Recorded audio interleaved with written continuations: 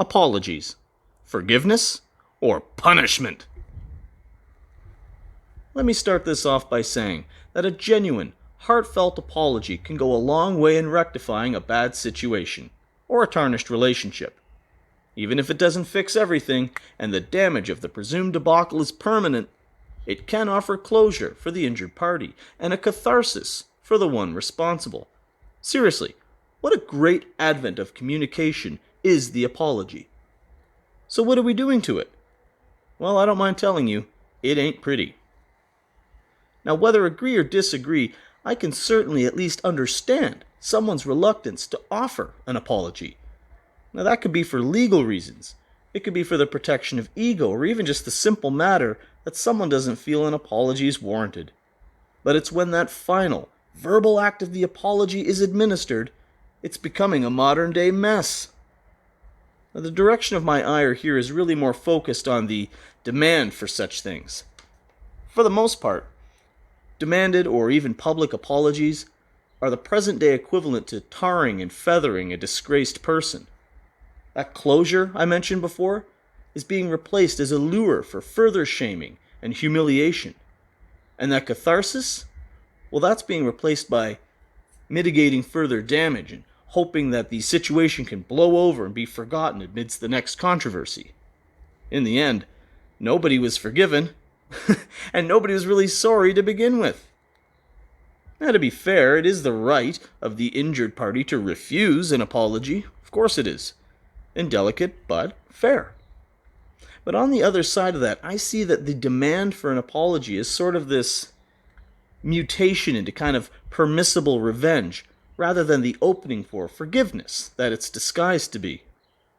Besides, even just asking somebody for an apology dilutes any possible, genuine feelings from the other person. You're taking the ball out of their hands, so to speak. My own little theory is that the injured parties in these instances do not care if the person apologizing is even sorry. No, they want blood.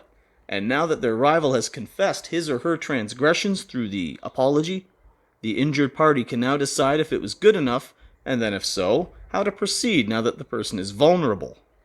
Apologies have become less about forgiving and more about fostering an admission of guilt. I might argue that this practice has grown from the rise of a perpetually offended or outraged culture, combined with the delusions of relevance that are often associated with things like social media.